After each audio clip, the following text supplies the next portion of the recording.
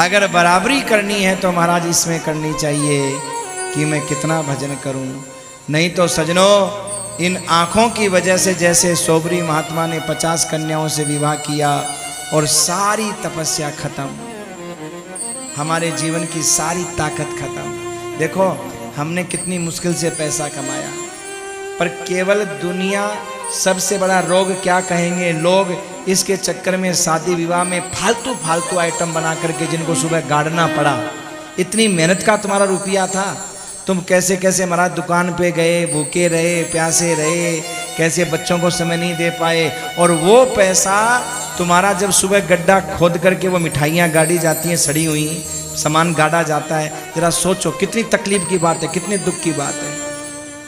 आज जो हम बड़प्पन के नाम पर ये बर्बादी कर रहे हैं ना सजनों, अगर नहीं सुधरे तो वो दिन दूर नहीं है सजनों, न यहाँ के रहेंगे और न वहाँ के रहेंगे। इसलिए भगवान ने आपको अगर बड़ा बनाया है तो शादी विवाह के नाम पर साधारण आप लोग कार्य करके, और ठाकुर जी ने धन दिया है तो उन भूखों तक भोजन की व्यवस्था करो, उन संस्थाओं तक आप अपने धन की, जैसे हमारे आरसी गुप्ता जी हैं महाराज, जिन्होंने इतना सुंदर, आरसी गुप्ता जी नाम है ना हमारे अध्यक्ष साहब महाराज, जिस समय मीटिंग मुझे बता रहे थे पुरुषोत्तम जी कि महाराज मीटिंग चल रही थी, तो जैसे अभी हम लोग बोल रहे हैं कि भाई सब मिल करके बनाएंगे, सब मिल करके बनाएंगे, तो भाव देखिए महाराज इनका।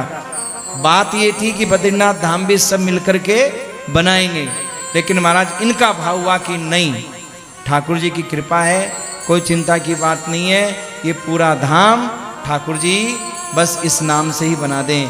इसलिए भैया जोरदार ताली बजा करके हमारे आरसी गुप्ता जी का ये एक भाव है, किसी ने कहा नहीं, जबरदस्ती नहीं, भाव है एक। अब इस पैसे को ये उल्टे सीधे उसमें भी लगा सकते थे, दिखावे में। अब ये रहे ना रहे, मंदिर रहेगा, हम रहे ना रहे, धाम रहेगा, नाम रहेगा। और यहाँ जो सत्संग होगा, उत्सव होगा, महोत्सव होगा, मंदिर की पूजा होगी, बनाने वाले को लाभ मिलेगा कि नहीं मिलेगा?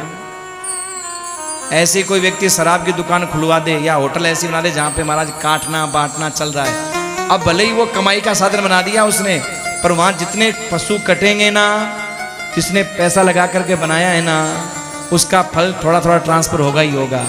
अगर पुण्य का, अच्छे काम का फल ट्रांसफर होता है तो बुरे काम का भी फल ट्रांसफर होता है। इसलिए व्यापार भी करो तो पहले ये सोचो कि इस व्यापार से कहीं ऐसा तो नहीं है कि मैं तो चला जाऊं और पीछे से बच्चे काटने बांटने उल्टा सीधा काम इसमें यहाँ पे करें, है? जैसे भैया, जैसे आज बूचड़ खाने हैं, मुसलमानों के तो कम मिलेंगे, हिंदुओं के ज़्यादा मिलेंगे। अब भले ही वो गाय का मांस बेच करके अपने आप में खुश हो रहे हों। अभी हैदराबाद कार्यक्रम था तो वहाँ तो खुल्लम खुल्ला गाय का, बैल का मांस बिकता है, खुल्लम खुल्ला एकदम नाम से, कोई बोलने वाला नहीं है महाराज। ये तो जहाँ जहाँ सनातन संस्कृति का पक्ष लेने वाली सरकारें बैठी है, वहीं गौ हत्या के ऊपर थोड़ी बहुत बातें होती है। बाकी कोई वहाँ पे करके दिखाओ, केरला में करके दिखाओ महाराज, हैदराबाद आदि में कुछ नहीं, खुल्लम खुल्ला बैलों को बांध रखा है, अच्छे अच्छे बैलों को बांध रखा है, खुल्लम खुल्ला काट काट करके बेचते हैं महाराज, खुल्लम खुल्ला रोड के ऊपर। अरे बांग्लादेश में, हमारे बांग्लादेश क्या, ये बांग्लादेश के पास में अपना जो पश्चिमी बंगाल है, इसमें कल तक महाराज गायें कटा करती थी, खुल्लम खुल्ला कटती थी, कोई किसी की औकात नहीं थी, मंदिरों पर ताले लगवा दिए गए थे। ध्यान दीजिएगा, मैं किसी पार्टीबाजी का पक्ष नहीं ले रहा हूँ, लेकिन जो हमारे सनातन संस्कृति का पक्ष लेंगे, जो हमारे गौ माता के प्रति भाव रखेंगे, जो हमारे मंदिरों के प्रति भाव रखेंगे, उनके प्रति भाव हमारा भी होना चाहिए, बस इतनी बात है। आज वहाँ पर देखो, जब से सरकार बदली है और जिन्होंने गौ माता के ऊपर अत्याचार किया, आजकल मारे मारे डोल रहे हैं महाराज। कोई पार्टी वाले नहीं मार रहे हैं, आम पब्लिक कैसे मार रही है महाराज। कितनी परेशान थी आम पब्लिक। जो दुर्गा पूजा में प्रतिबंध लगा दिया जाता था और मोहर्रम खुल्लम खुला महाराज वहाँ पर से निकला करता था, आज वही पब्लिक उनके पीछे पड़ी हुई है। तो कहने का मतलब क्या है सजनों, अगर हमारे धन से बूचड़ खाना खुला, हमारे धन से कोई ऐसी होटल खुली जिसमें बोतल और कट रहे हैं जीव, तो उसका जो भी आपको पाप लगेगा वो आपको लगेगा।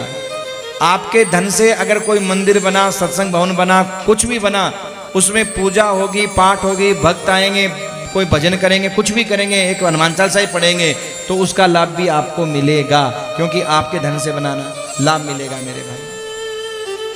तो धन अगर ऐसी जगह खर्च हो तो जीवन यहाँ भी वाह वाह और वहाँ भी वाह वाह, और नहीं तो यहाँ भी हाय हाय और वहाँ भी हाय हाय। क्योंकि जीवन बहुत छोटा सा है, जीवन 2 दिन का, जीवन छोटा सा है। ये ज्ञान पुनः सोबरी महात्मा को हुआ, लेकिन तब तक सारी तपस्या लुट चुकी थी महाराज।